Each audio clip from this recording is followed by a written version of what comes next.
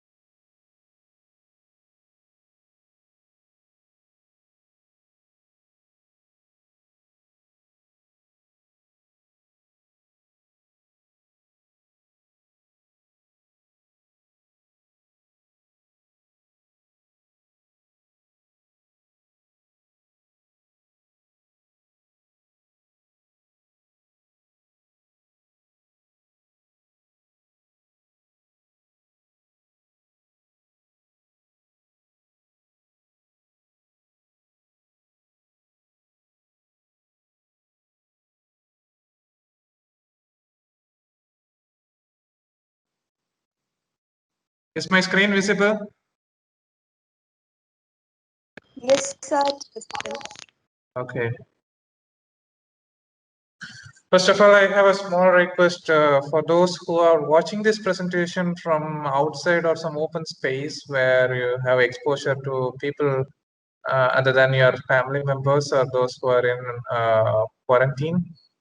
Please wear a mask because of the numbers we see every day in Tamil Nadu as well as in the rest of India. It's quite worrying. So please wear a mask if you are in public place.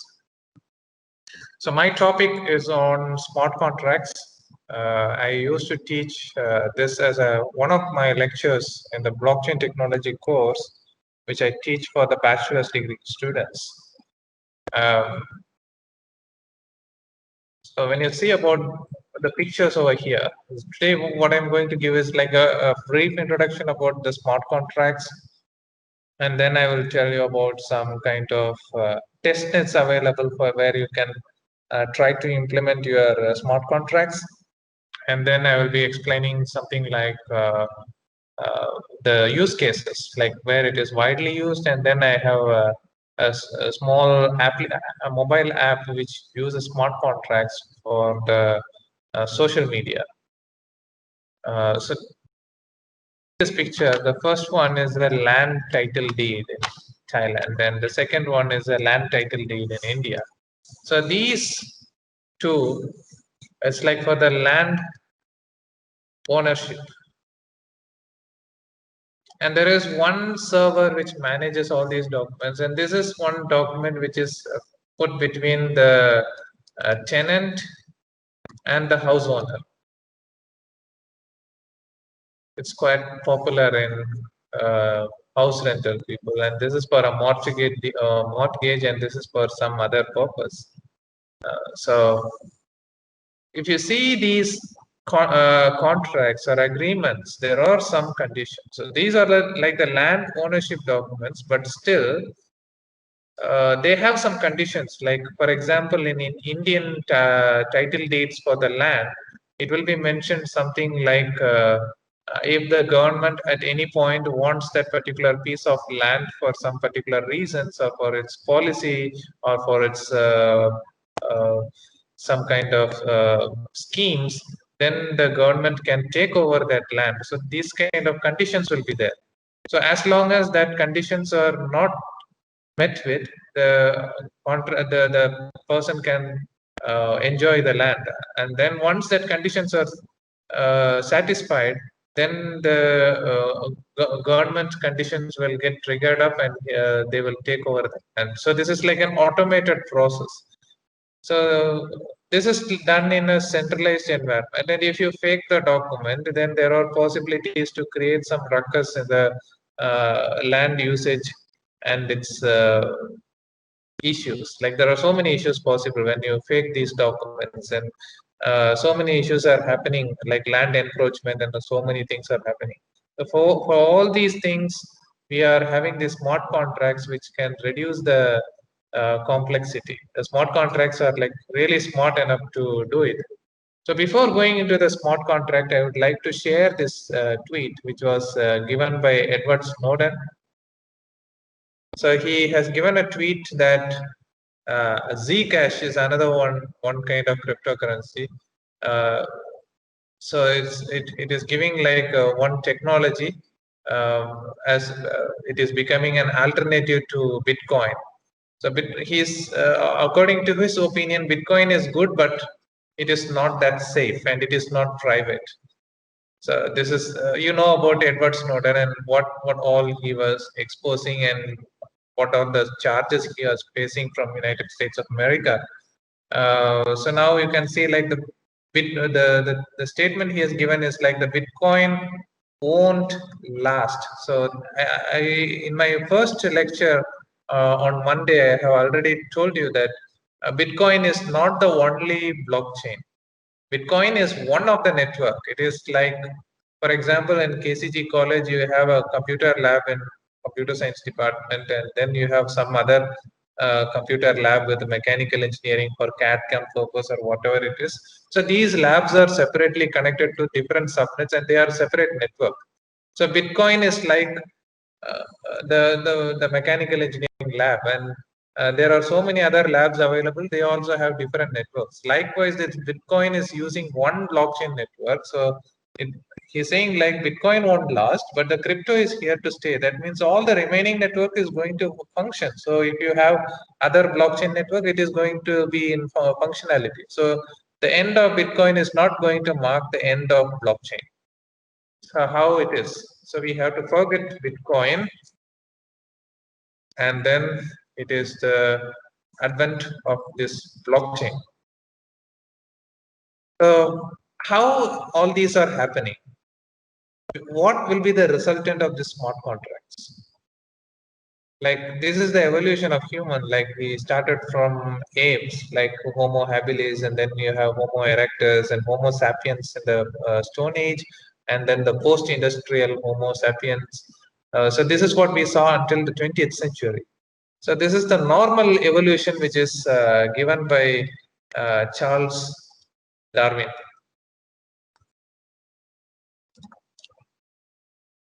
But what happens now? Now we are actually reducing the usage of manpower. Like we are automating most of the procedures, and that's why many people are losing their jobs. People are losing their jobs not because of someone else is taking their jobs, but the jobs are getting non-existent. So that is the main factor.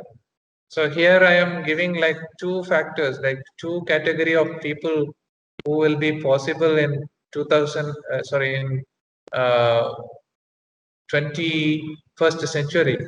The Homo Deus are like the people who are like God, like they can create missions, they can code for programming, they can make missions, and those people cannot be replaced by the machines. Those are the people who are going to survive with a job. But there is another set of people called as a Homo useless. So this term is coined by a person named Yuval Noah Harari. So he wrote a book named Homo Deus, And then there is another book called 21st Century for 21 Lessons for 21st Century, and then another book called Sapiens. There is a series of book written by this guy. He has continuously mentioned this Homo useless. Who are these Homo useless?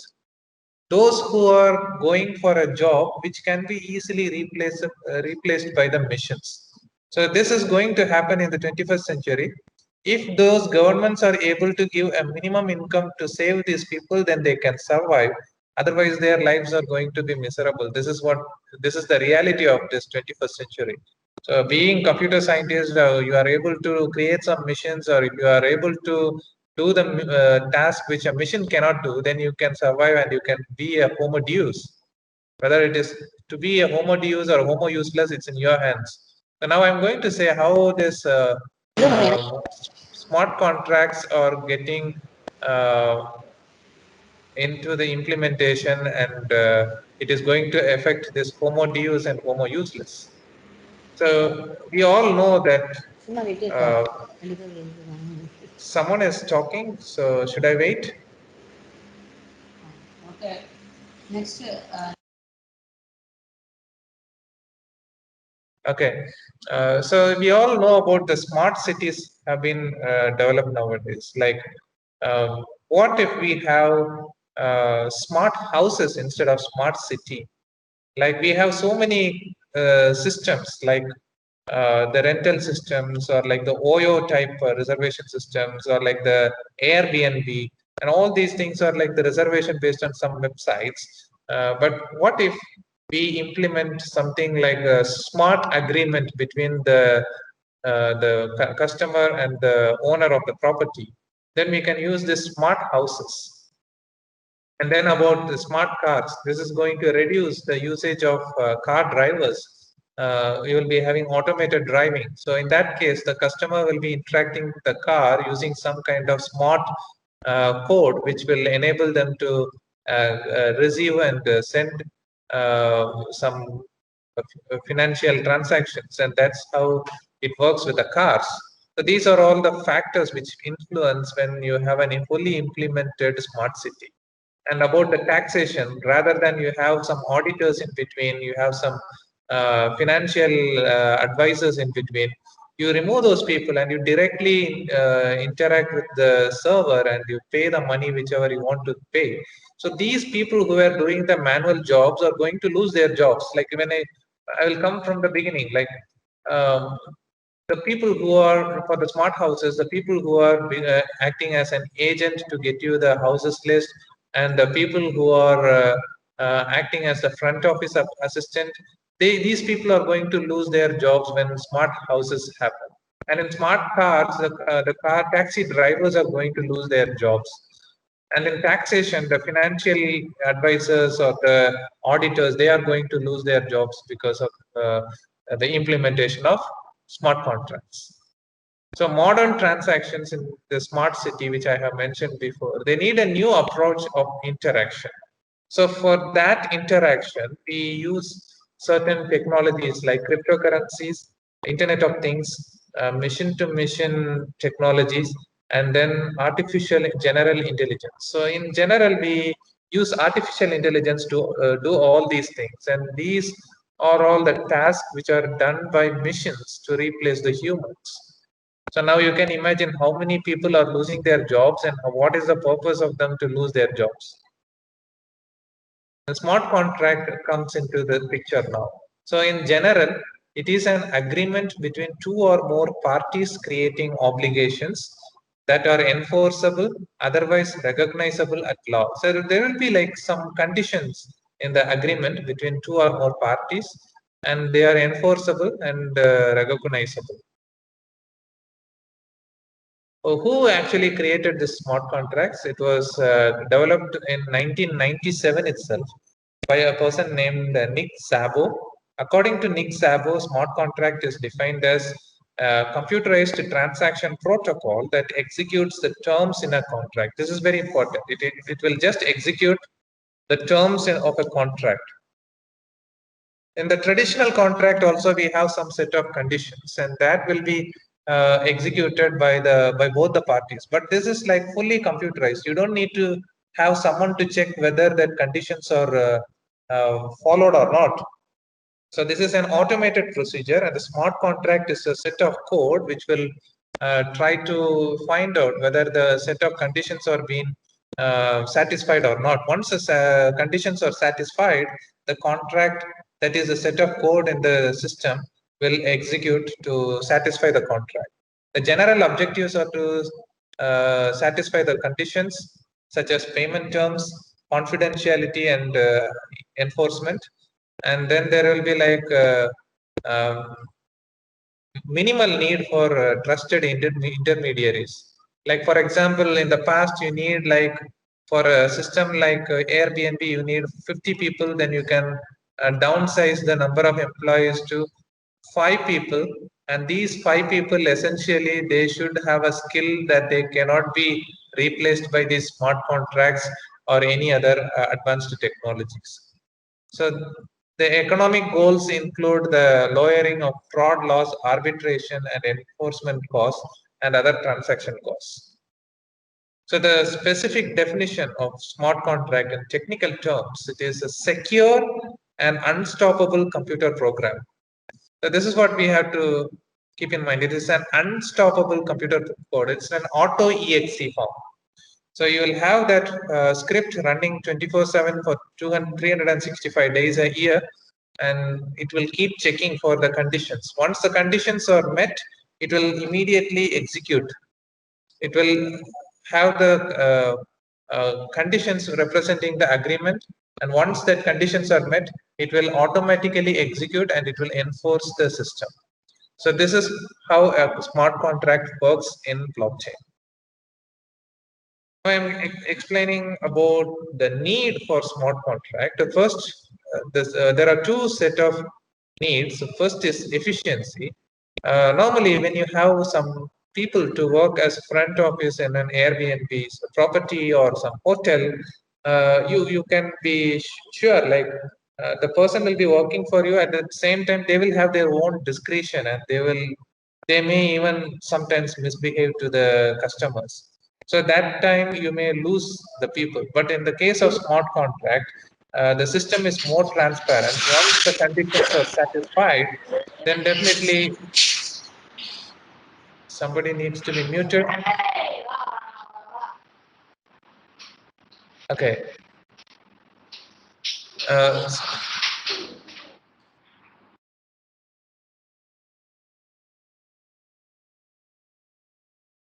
So then when you use the smart contract, it is fully computerized, and then it will efficiently replace the people, and it will also increase the efficiency of the process. So that's the efficiency factor of smart contract, and removing the human, and in particularly government institutions. Right now, the smart contracts are administered by the government. This requires some people, like some middlemen, like for example, for some banking transactions or some banking loans or some kind of deals with the bank, you need a financial advisor, and you need some kind of auditors, and you need some other people related to the bank who needs to certify certain things based on the law set by the government as well as their own personal discretions. When you use a smart contracts, these people are not needed, and there will increase more transparency, and there is no personal discretion within the smart contract. And the properties of smart contract, it is automatically executable, it is enforceable, and it is semantically cloud, and it is secure and unstoppable. So these are the main properties of a smart contract. So then we have like, as I already told you that this is automatically executable. So it will keep waiting for the conditions to satisfy, and then it will enforce. And it is semantically sound means it will have the conditions like just like a markup in a markup format. Like you can say like a HTML or a XML or whatever kind of markup, it will look like that, and it will keep checking for those conditions. And once those markup conditions are checked, then that system will be doing it. And then it is secure and unstoppable. Because you cannot stop the execution of this smart contract code at any point of time. And now we go into the features of smart contracts. It is deterministic, that it will say like this is the set of statements which is going to be executed once that condition gets true. And then it is terminable because it's going to complete the execution once that conditions are true. But until the condition is true, it will keep executing and it will keep itself in the dormant mode. And then it is isolated, so you can differentiate between the main system and the smart contract system. And the interpretation, the smart contracts must be understandable by both the people and the machine. That's why I mentioned that it will have like a markup. Like you have like the condition, and then you have something like,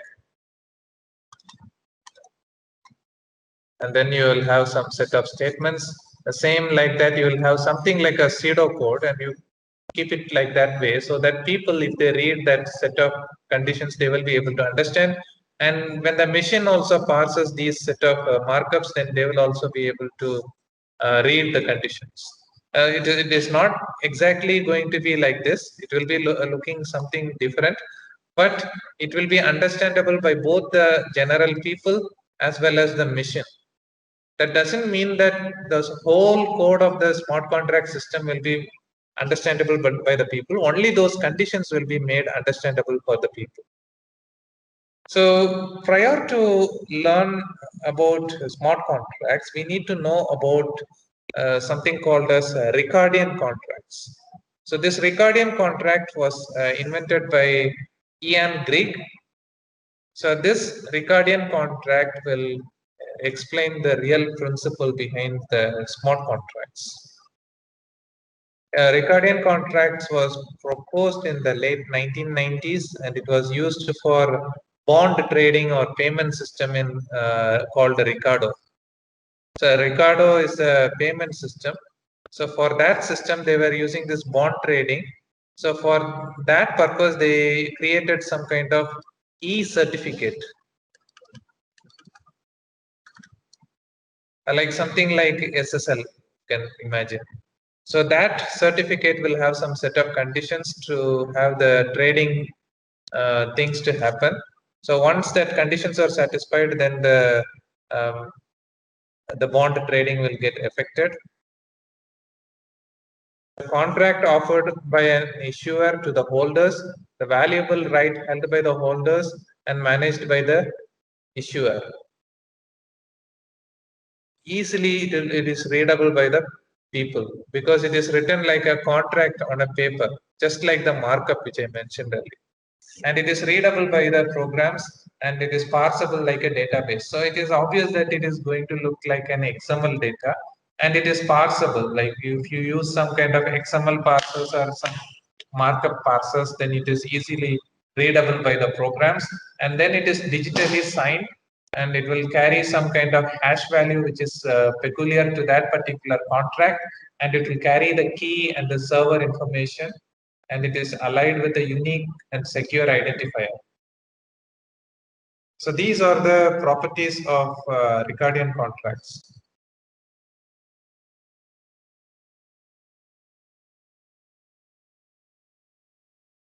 So this is how a Ricardian contract looks like.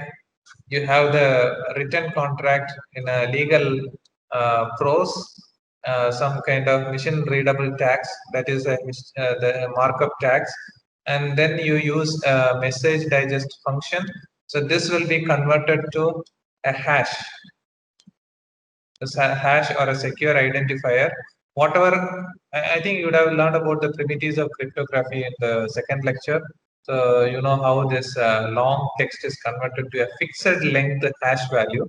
So this hash value is then taken as a parsable T, which splits the hash values into small parts, and that will contain the user transactions. and then that's where it will look for the conditions. So each and every conditions it will keep looking. Once the conditions are satisfied, it will get executed. So it looks like a proper bow tie. So this is the structure of Ricardian contract. It looks like a bow tie.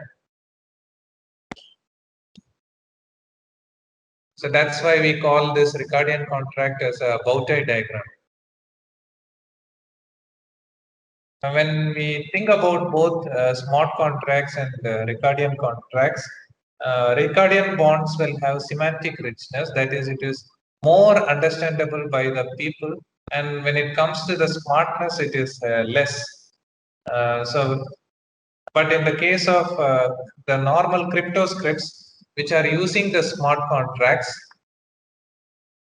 using smart contracts, there you have increase in the performance richness. So when you have more number of smartness, and it will definitely increase the semantic richness as well. Like it keeps going on with the x-axis, and this one will go towards the y-axis of increase in the semantic richness. Why smart contracts are awesome? Because they are, first and foremost, they are autonomous. That is, they are not influenced by any other external system. Once they are given with the set of conditions, they are going to work on themselves. So it is like another life inside the system. Like it is, you cannot influence that particular life to act differently. It will act according to the set of conditions which are given. And since it is having more transparency because of this autonomy, the trust factor on all these smart contracts are increasing. Your documents are encrypted on a shared ledger, so that trust factor is increased. And then you have a backup. Your documents are duplicated many times, so you can have like many copies of the transactions which are happening. So this smart contracts also will get stored in so many of these nodes. So definitely it is going to be robust. Savings. The smart contracts save you money since they knock out the presence of an intermediary. So that means mostly you are removing a lot of middleman. When the middleman is removed, you are definitely decreasing the salaries you need to pay for the people involved, and definitely when the middlemen are removed, you can save a lot of money. And finally, we have accuracy. They are not only faster and cheaper, they are also accurate in such a way that the errors come only due to manually filling out the forms, that is manually setting up the conditions. Only that way you will find error. Otherwise, it is highly accurate, and it is much better than the other systems which are available. Now we see the tuples in the Ricardian contract. We have the pros, and then the parameters, and then the code. So this pros is the normal text. And this parameters will go with the hashing, and then this hash is sent. So this code will be like a markup, and it will look for the check for conditions, and then it gets executed. This is what happens with the Ricardian contract. But when it comes to the smart contract, there is difference. Instead of the pros in Ricardian contract, we have transactions. Instead of parameters in Ricardian contract, we have encryption. And finally, we have the code. This is the same thing. Only this code at the end is same for Ricardian and smart contract. So here we have the transactions which are happening, and this will do the encryption. It can be hashing or whatever be the encryption system you want to implement, you can do it. It's not necessary that you have to follow the hashing alone. You can even go for some algorithm which will not show any difference in the resultant pattern of the text. So in that case, you can use any kind of encryption. Now we are going to see about the anatomy of smart contract. Firstly, we need to identify the agreement. Identifying the agreement in the sense like you have to look for who and whom. Who is doing the agreement with whom? And then you have to set the conditions. So what conditions have to affect on who and what conditions you have to set on whom. And then the third part, you have the business logic. That's how the business function. So you should know how the business logic should affect these set of conditions. After you find out the potential person, then you go for the set conditions. And from the set conditions, you go for the business logic. And then we do the encryption and blockchain technology. So here is where we do the encryption. As I explained in the Ricardian contract, either you can go for hashing or as in the case of smart contract, you can go for hashing or any other different algorithms. Actually now some Swiss banks like UBS and then Credit Suisse, these banks are now using something called as quantum blockchain based transactions. So what they do, they use some kind of high quality cryptographic algorithm. Then there is something called as pre-S encryption. They use this kind of technique, so the transactions which are encrypted look like the normal text, but you cannot actually get the text actually. Like the histogram of the text pattern remains the same even after encryption. So then we have like the execution and processing, and after that we have the network update. So there are 6 parts, the anatomy of the smart contract. You have the identity agreement and set of conditions, then coding the business logic, and then you have the encryption and blockchain technology, and then we have the execution and processing, which is done when the conditions get satisfied, and finally we have the network updates on how these conditions are getting enforced. So smart versus the traditional contract. In the normal contract, you will have just the text or the prose. This one we can say like text or prose. So this is readable only by the people, not by the machine. But in the case of smart contract, you will have something like this markups, and then you will have the set of conditions. So this set of conditions is readable by the people, and these markups and text are readable by the machines. So this is the difference between the smart and traditional contract. Smart contract, simple to complex. We have the digital value exchange, smart right and obligation, basic smart contract, multi-party smart contract, distributed autonomous business unit and distributed autonomous organization, distributed autonomous government and distributed autonomous society. So the trend keeps going to from the simple level to the complex level. Right now we are doing with the basic smart contract, and now we have like currently we are moving towards this multi-party smart contract.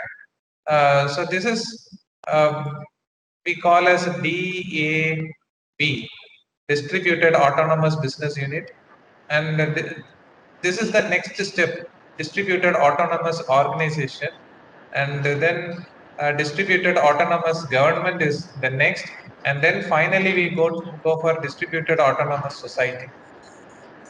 So this is the complications we need to think about when we move forward from the simple basic smart contracts and the multi-party smart contracts. Right now we are having in this level only. So there will be a lot of scope when it comes to increase the perspectives from the case of distributed autonomous business unit. And there are different applications available, like mostly they are used in banks, and then for insurance for processing the claims. And in the banks, this is for processing the loans and automated payments. And then for postal service, they are used for payment on delivery.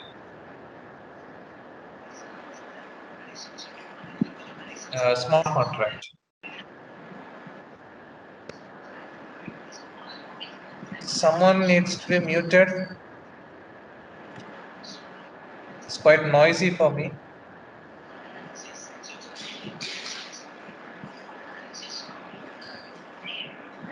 I request the organizer to please mute the sound of those who are having the microphone on. Okay. Now we go to the properties of smart contract. It is accessible for everyone. It is accessible for the person who is providing and the person who is enforcing the smart contract, and even the person who issue and the person who receive both can interact with the smart contract, and there is a consensus about the outcome. Like both the parties will agree on a consensus on how the conditions are checked and how the conditions are being enforced. So these are all the three major properties. That is, they are accessible for everyone and everyone can interact. And finally, they come to a consensus about the outcome. I told about a few consensus in my lecture before. That is the proof of work and the proof of stake. Likewise, you have your own application, then you will have your own set of rules for the um, conditions you set. So based on that, you can create your own consensus algorithm. Then definitely you can bring out the outcome based on your own consensus. What can it do? It can send and receive coins, and it can interact with other contracts. Like it's not only just coins, like anything, any transaction, and it can also contact with other contracts, enforce other contracts. Also, it can do enforce other contracts conditions. So these things can be done by the smart contract by interacting with other contracts. And smart contracts are nowadays supported by these developer platforms: Ethereum, EOS, Stellar, Neo, Cardano, and Hyperledger Fabric. So even if you use any of these platforms, you can easily develop your own smart contract based system. So right now in standalone IDE, you can use these. Ethereum and Stellar are two different kinds of blockchain network, and they have their own testnet. So now I will give a small introduction on those Stellar and Ethereum smart contract testnets in the later slide. But now I am going to explain about the different kinds of languages you need. Like even in the last lecture, somebody asked like, what are the different languages which you need? There are so many languages available for this smart contract, but mostly if you are quite proficient in C++ and Java, then definitely you can migrate to these languages easily because they use the base of Java and C++. Solidity is mainly used. This Solidity is having the syntax structure same like Java. It is used in Ethereum blockchain, and Monax Hyperledger blockchains are using Swift. And then they are influenced by C++, Python, and JavaScript. Ethereum used Serpent and no longer safe to use. That is previously they were using Serpent. Now they are using Solidity. And before that Serpent, it was LLL. And Bitcoin blockchain is using LV, and Cardano blockchain is using PACT. So for the case of Ethereum, firstly they were using LLL, and then they went to Serpent, and then after Serpent they started using Solidity. So if you want to use Ethereum blockchain, definitely you need to know Solidity. This Solidity's syntax and everything looks like Java.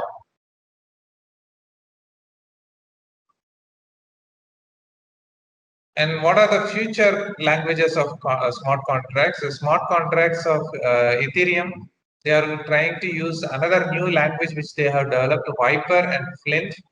And Plutus is another one language which is going to be used by Cardano blockchain system. So these are the future version of languages which are possible to be done. So in case if you are interested in Viper, then in the future you can cope up a lot with the smart contract systems of Ethereum. And then the testnet. So I have given these links, ringaby.io, ropsten.etherscan.io. These are the testnets of Ethereum.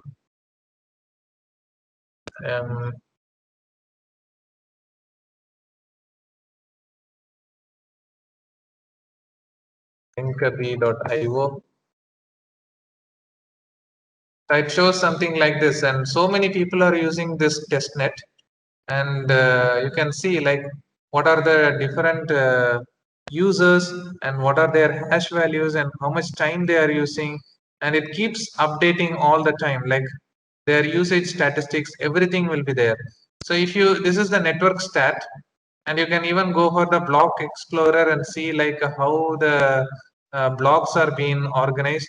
And then if you have this crypto faucet, you can buy your you can get some free Ethereums. Like if you connect your Ethereum wallet with this some social network like Twitter or Facebook, then you can post those links in your social network over here, and then you can select which kind of Ether you need.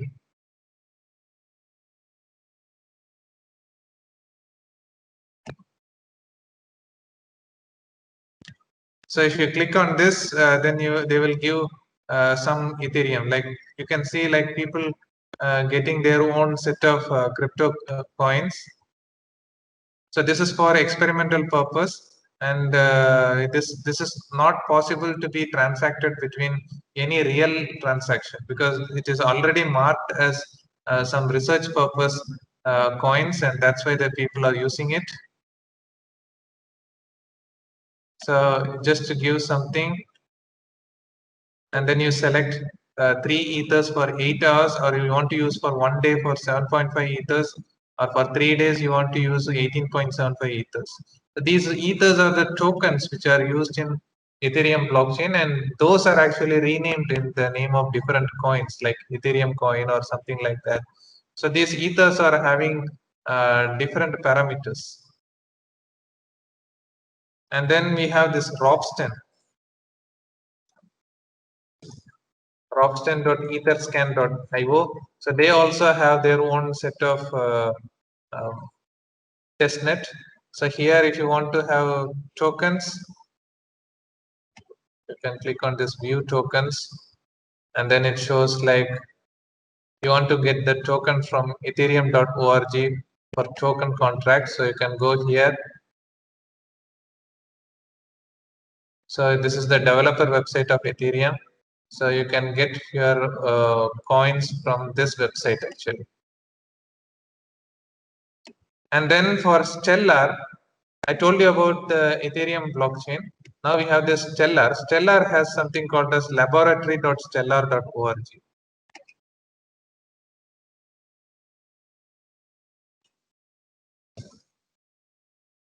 So here also you can have like a testnet. And then there is a public Stellar lab, and then there is a custom one. So custom one, you need a lot of setup. So I will recommend you to just go with the testnet. So in testnet, you have to create account, and then you have to build the transactions. So here you can give like the source account and then the sequence number and what is the amount of coins you want to send. And then you can use the time bonds and the operation type. You can just add anything you want, and then you can find out how it goes and is there any error. Those things will be displayed over here. So this is the this is one kind of testnet which is available with Stellar. Most of the blockchain-based app developers are currently using this kind of testnets for developing their apps. So you don't really need to buy those crypto coins, and you need to use them for any transactions which you want to show. Now I'm going to tell about the use cases of various digital identity. So this digital identity in case of India, it is Aadhaar card. So in that Aadhaar card in the current state, you have a user who will contact the people and get the information, and the user will give the passport ID, and they will give some ID to that user. That will go to the government through the user. It is not going from the people to the user. It is not going like this way. And he is using the social media through the user. He is using the bank through the user. He is using the government through the user. So, but this middleman is not needed. You can directly communicate with the social media, the government, and the bank by using this self-sovereign identity, that is the smart contract. So the smart contract uses this kind of transaction to reduce the middleman.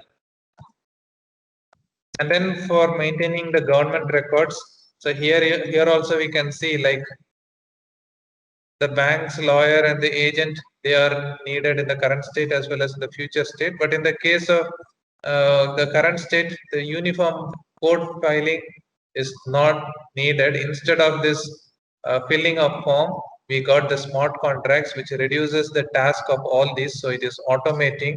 And then in the government needs to store it in archives because there will be only one copy.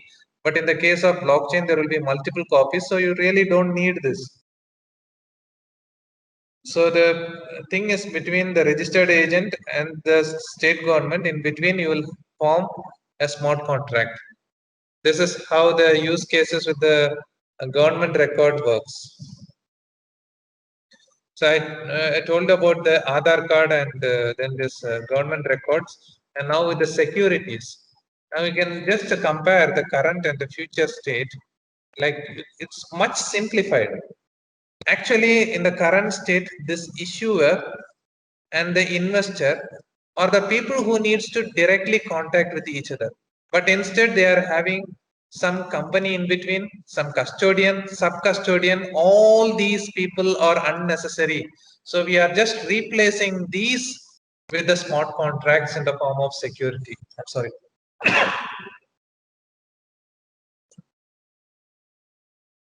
Then for the trade finance, so you have the buyer and seller who communicate with each other. So instead of having so much creation, document maintenance, letter of credit advice, document presentation, and trade agreement, and so many paperwork has to be done in the current state. But in the case of smart contract, it reduces the job which is mentioned over here, and it reduces the number of people in between here. So it uses some automatic smart contracts in 3 locations. So then it will reduce all these kind of different complications. Then it will send back to the issuing bank. So this is how the trade finance reduces the number of people involved in between for banking, trade finance, and also it also decreases the need for more number of paperwork. And then we have the use cases for the financial data recording. So you can just see like this picture, which always say like you are reducing this, all these payments, purchase order, goods and invoice. They all will give like some kind of information. The payment will say like this payment is sent to that person. And the purchase order, it will activate the purchase order and the goods will be transported and then it will be having an invoice. All these are converted into a conditions. And that condition is set in the smart contract. So the smart contract will keep looking for these conditions. Once the condition is satisfied, it will automatically look onto the system and it will keep executing the statements which has to be executed. So it is fully automated. So there is no one who controls on how this smart contract has to work and how this system has to use. And then for mortgages, then again here we have a banker in between and then a bank. And then you have a lien document. And these are the ones which are available with the current state, and these two are removed. And the smart contract is giving a link between the mortgage holder and the property, and the house owner also will have a link. and then it is directly connected to the insurance companies and whoever it is. So based on the conditions set for the smart contract issued for the mortgage, it keeps existent until all the conditions are satisfied. And then the land title recording. So this also will reduce the need for the settlement agent and the deed. And then we have like a mortgage system. So these are all removed, and then these are replaced using a smart contract. There are a lot of responsibilities given for a notary in the previous one, but in the case of smart contract, this notary has less amount of influence. So this is supply chain. Yesterday I told something about, not yesterday, the day before yesterday I told something about supply chain system in blockchain. So that one was using like a IoT system also. Like I mentioned, like you have like a factory which is outbounding the goods, and they are transporting and they are received. On the way, they have something like this RFID system, and then the GPS, and then this Wi-Fi. So these are all facilitated by using the tiny IoT devices. So that's how IoT devices are connected to these kind of supply chain logistics, and that's how the systems are using more efficiently and more faster.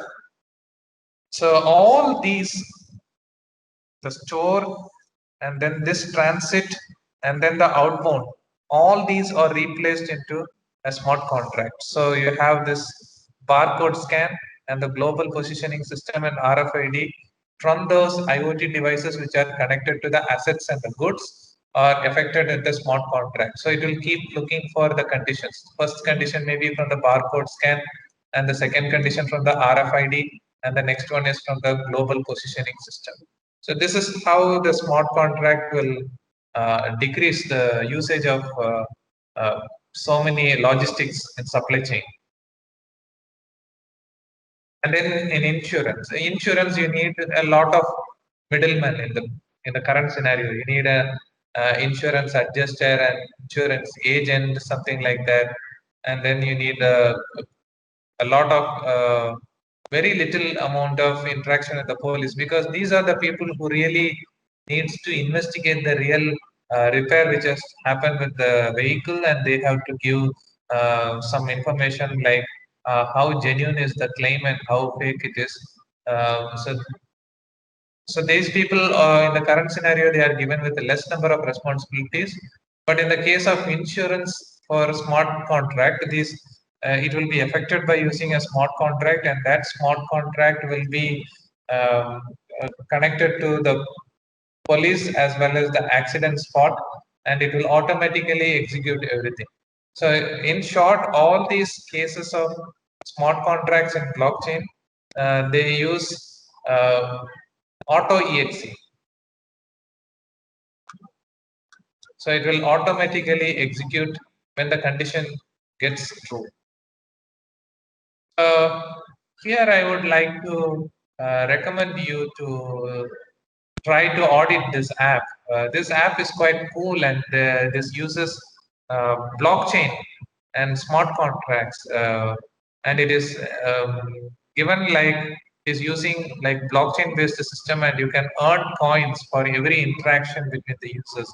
If somebody posts something and you like that post or comment on post, Facebook doesn't pay you anything, but this app is kind of paying. Like, it's not the real money, but some kind of credits you can earn. So I'm recommending this app for you to see how blockchain and smart contracts are being used in this application for using the smart contracts, and you can see like how immediately that system gets executed once you like someone's post, how the coins are getting transferred to your account, and how immediately it is happening. All those things you can see, and they are showing like currently the interface looks like Instagram, but it is much better than Instagram, what I can say. So I have given the URL for the Google Play Store. you can try to download that app, and the reference code I have given at the top right corner. So you can try the reference code, which I have taken it from my account. I'm using this social media app as well. So this social media app is using uh, Stellar blockchain, and they are using their own coin system called as Star User Rewards, and that is getting credited. Like they say something like in India, these crypto coins are not valid, but they can use these reward coins to redeem something.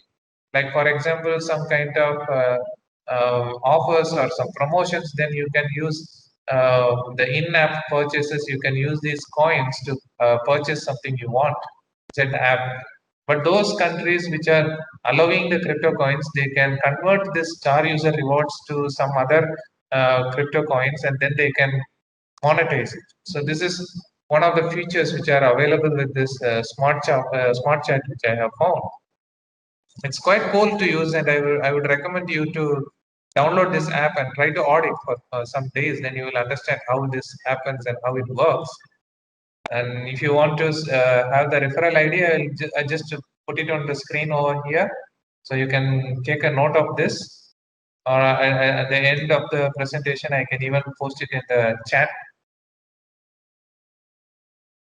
Then there is an additional resource for reading about the Ricardian contract, which I explained in the earlier part of the presentation.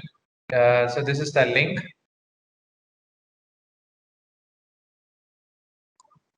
And if you want to have more information about my research or my academics, so you can visit my social media pages, like my Facebook profile or my LinkedIn profile or my GitHub, where I usually publish the source code of all my research papers. And then if you want to write to me, you can use my email ID ferdin@tni.ac.th. This is how you can reach me. That's all about today's presentation, and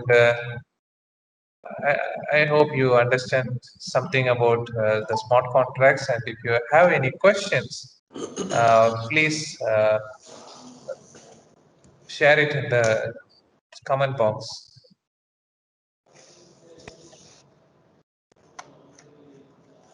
Sir? Good morning, sir. Yes, good morning.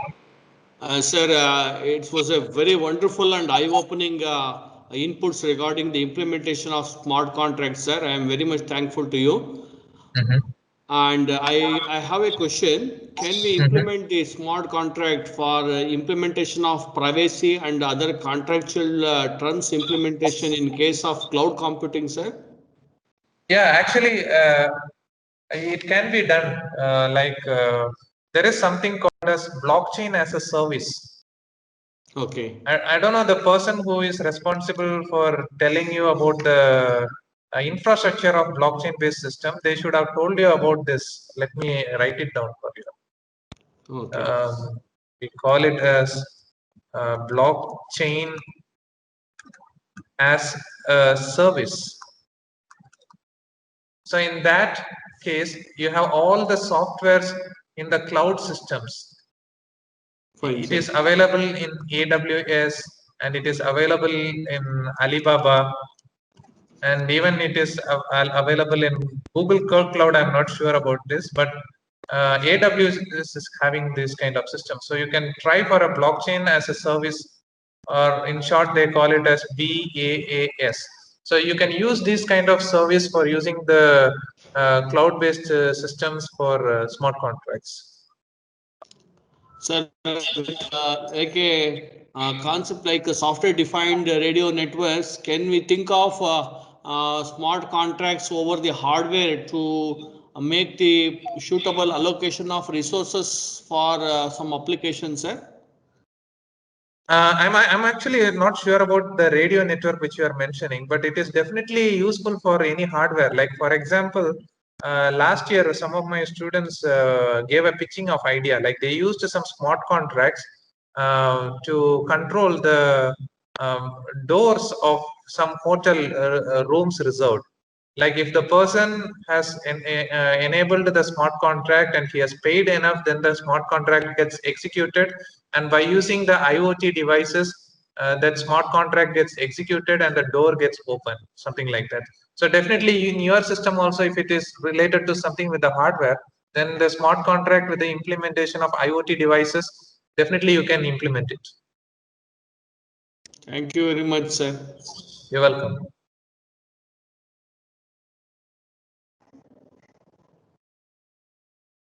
And let me check the questions on the.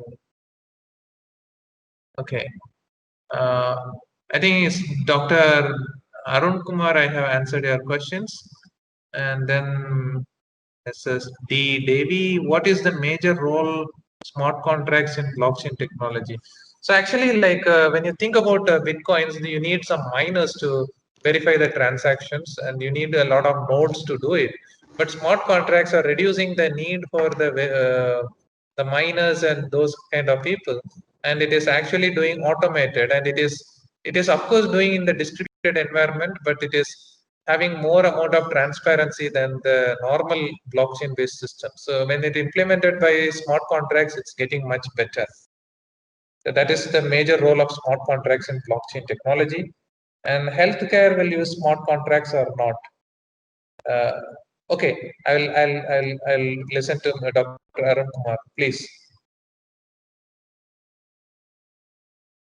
Dr. Arun Kumar, you have something to ask? You raised your hand.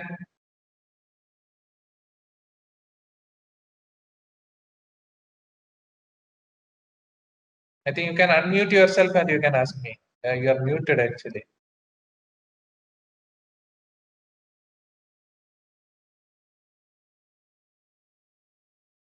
Okay, I will listen to you after answering all the questions in the chat. Healthcare will use smart contracts or not? It is possible. Like when you have some kind of patients getting admitted in the hospital, then you can have like the payment system to be connected with the discharge summary of the patient. So once when the accounts get settled, then the discharge summary will be released and then the patient can leave. That's the kind of smart contract which you can implement. This is one example. Likewise, you can use it for so many others in healthcare as well. Insurance claim and the hospital's claim, all these things can be done with the smart contracts. So whatever you want to enforce with the set of conditions, then you can use these kind of smart contracts. And then the next question I have, like, how it will be useful in stock trading? Is it possible via smart contracts? Of course, it is possible. Like in stock trading, there is a huge research problem, like how to automatically predict when the stock prices are going to shoot up to the highest possible price, or to find the optimal highest price or the optimal lowest price. So those kind of people will be should be having some smart contracts. So that uses some kind of machine learning or deep learning, whatever it is. Then you will find out the optimal point, and then it will execute it. Like once that optimal point is done, like for example, it's not like the current trading. Like in current trading, if you use Reliance or any other stock market based systems, you can you can actually say like if it reaches this particular point, then sell it. But this kind of smart contracts, even you can make it like automated. Like if it reaches the global maximum or the local maximum, something like the optimized system, then it can stop at that particular point. I think I have answered Dr. Daya, and he has raised his hand. Could you please ask now? Yeah, actually, because why I'm asking this question means because most of the machine learning or prediction algorithms, they fail in the actual stock analysis. That's why I'm asking whether there is no such prediction algorithms or no such machine learning algorithms which give actual predictions in the stock analysis as of now. But still researches are going on. But as of now, there is no analysis algorithms, prediction algorithms. That's why I'm asking this question, whether if we go for smart contracts, is it any possible way for giving up Not 100%. Yeah. Yeah, I understand your question. Like, I understand that, and there is no good methodology which can exactly predict that global maximum or local maximum. I'm Yeah, telling yeah. about the genetic algorithm perspective. Okay. Yeah. So in that case, if you are able to get that algorithm, and then you can set that algorithm's output as a condition, then you can implement a smart contract. Until then, smart contract cannot be used in stock trading. That's why I'm asking. Okay. Yeah, firstly, you need to know which method will be getting you the Accurate perfect result. maximum. Yeah. Yeah. Okay. And Dr. Arun Kumar, you have some question?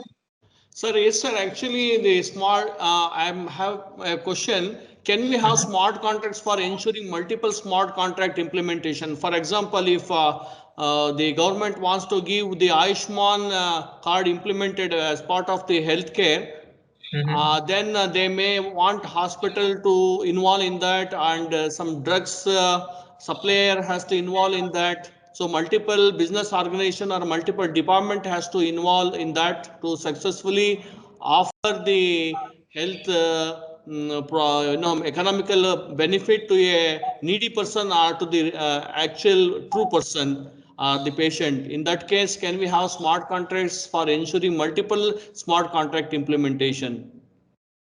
Yeah, like you don't need a multiple smart contract. You can just take all the multiple conditions from multiple providers and put it in one single smart contract. That is enough. Why you need multiple contracts for multiple checking? Because if all these conditions, if all these conditions are multiple entities or organization might have involved, no, sir? Exactly, I understand your question, but the thing is like the objective of that smart contract is one, right? It has to provide some service to the receiver. So in that case, you put all the conditions which are set forth from various providers, and you connect those providers with this one single smart contract. Once that smart contract satisfies all the conditions, that will be implemented on the user. Okay, sir. Why you need one smart contract? For example, you say like that Ayushman or whatever it is, you connect the hospital, you connect the insurance. So you will give a separate smart contract for the insurance and you give us a separate one for the hospital. Why you need that? You put it all conditions in one single one, it's finished. Fine, sir. Fine, sir. Thank you very much, sir. You're welcome. Is there anyone else to ask a question? Hello, sir. Yes. Yes. Not getting the free ethers for this Ringby network. Actually, for Roften, I got the free ethers, but for this Ringby network, even if I posted in the Twitter, I go and paste those. I mean, that URL I have pasted it on the Socket network, Socket network. Even though that also I'm not getting the free ethers. Yeah, these are actually the test networks, and it will sometimes they have some issues. I think maybe if you try it in the evenings, mostly they used to provide. Like sometimes they won't able to. I don't know what's the reason. Sometimes it will not work. I have tried that as well. Okay. Yeah, and then Mrs. Mary Shiba has asked like, who control the miners? Nobody control the miners. The miners will have like their automated system to do, like how they used to mine the bitcoins. If you open the software in your node, then it will automatically do. Nobody is there to control except the consensus algorithm. I don't know whether you are having a session on consensus algorithms. If you read about the consensus in Bitcoin and consensus in other blockchain networks, you will understand how the miners work and how they get controlled. And then I have answered Dr. Arun Kumar already. And then Mrs. P. Sheila Rani has asked, education systems can be implemented in smart contract. Of course, like for the processing of mark statements in the university, or even for the payment system of the students, or to manage the library or whatever it is. If you have a set of conditions and then you want to implement it using some financial transactions, then definitely smart contracts can be used. Like you just name the domain and you use this technology, definitely you can use smart contracts anywhere. I hope I have answered it. And Dr. Vetri Velan has asked IoT-based EV billing automation through smart contracts. Can be done. Like, firstly, you need to have the smart contract through which is connected through the blockchain, and the output from the blockchain network has to be affected on the IoT system, which is reading the uh, electricity boards meters which are placed in the with the customers. That is also possible, but it depends on how efficiently you define the uh, system and how you implement the uh, smart contracts. Will contracts interact with the IoT hardware? It is not directly interacting with the IoT system, but you should get the output from the blockchain system, that it should send the impulse to the IoT system. That's how you can do it. Ethereum will support Ethereum. Yeah, of course. Like I'm telling, like it's not directly, like blockchain is not going to directly. I mean, sorry, the smart contract is not going to do it directly. So definitely, if you use Ethereum for the smart contracts, and then if you use it in the um, front end or a back end, it will directly affect it to the IoT device. Like you need to send one signal. Like once that system is affected, you just send that signal to the system. That's all. Any open source softwares to practice smart contracts as a part of, you can just explore Hyperledger. Hyperledger is currently the most efficient open source system. You don't need even a GPU. You can just have a normal computer. You can try to implement them.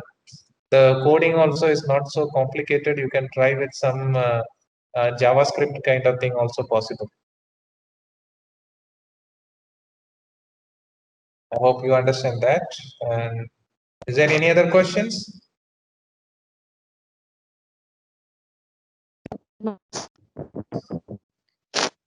Hello, sir. Yes.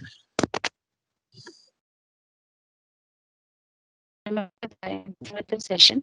Sir, I want to Your voice is breaking. Could you please ask it clearly? I couldn't hear your voice properly. Hello, your voice sir. Is it audible now? I couldn't Hello, hear sir? you. Could you please text it? You can write it in the message box. Your voice Sir, is breaking. I am unable to access the chat box, sir. That's why. Okay. Now you can tell. I can hear you now. Yeah. Sir, answer coding smart codes or I'm sorry for you again. I'm not able to hear you again. Like it's breaking. Okay. Ma'am, could you please post the question in the WhatsApp group? Shall I ask instead of you to the sir? Yeah. Okay. I posted in the group. Yeah, okay. So I will read it for you. Okay.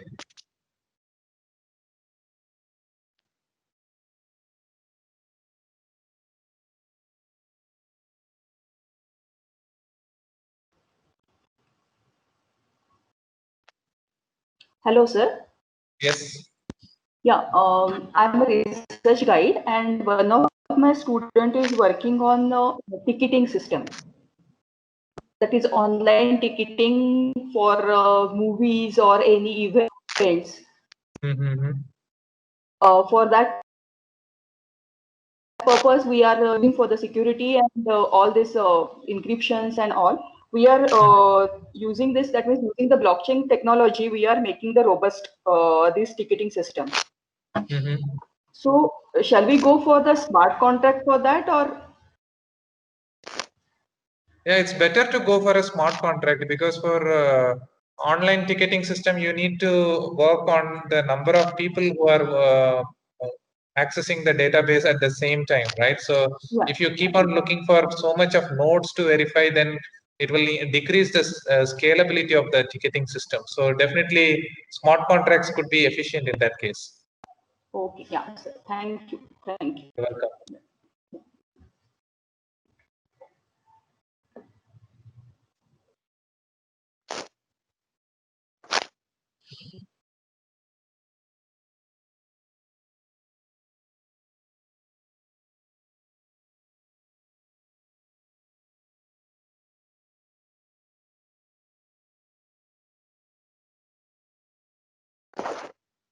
Sir, Yes. this is the question from Swapna, Mrs. Swapna MP.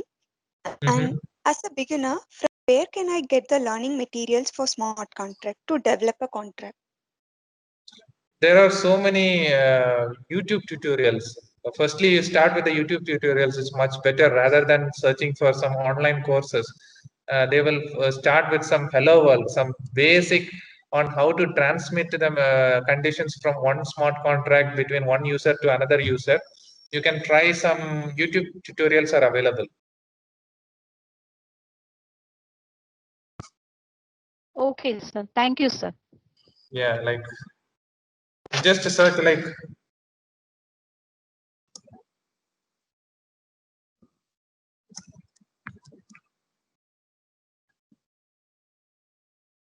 so many are available. Like you can get the links like this.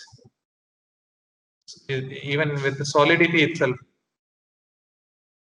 Solidity tutorial for around 1.5 hours. You can just use these tutorials. It's much better than any online course. Online courses are normally given by some universities and they really don't have much experience with the real products. So these tutorials which you find on YouTube are like those who are really working on the products and the systems.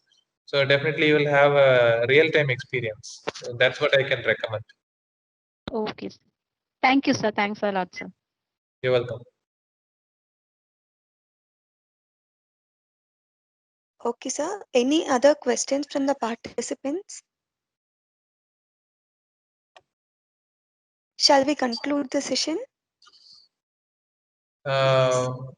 Some questions are there, and I think I haven't answered. With Dr. Vetrivelan as Hyperledger. Okay.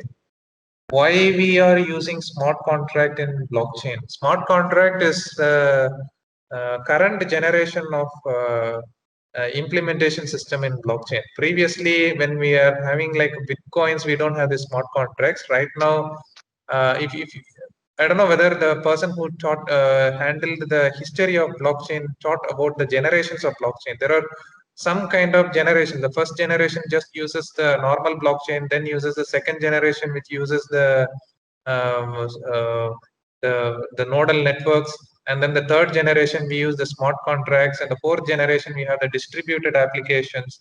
So it is like a new technology and the new type of implementation we are using in blockchain. That's why we need we are using smart contract in blockchain. Yeah, that's all with the questions. If there is any questions, we can conclude. Yes, sir. I think we can conclude. Yes. Okay. Thank you. Thank you very much, sir. It was a great eye-opener session. Thank you for your session. You're welcome. Thank you. Yeah. And thank you, Ferdin sir. I am happy and proud to say that Ferdin sir is our alumni of KCG College of Technology. Thank you, sir. Yeah, it was a good old days, like 2005 to 2009. I was with KCG, and some of my professors are still with the computer science department. And I still remember Professor Claudian was really helpful, especially during the last semester. He did a huge favor, which was really helpful for me. I think he still remembers that. And some of the others, like everyone helped me. Like I can't forget what all they did to me.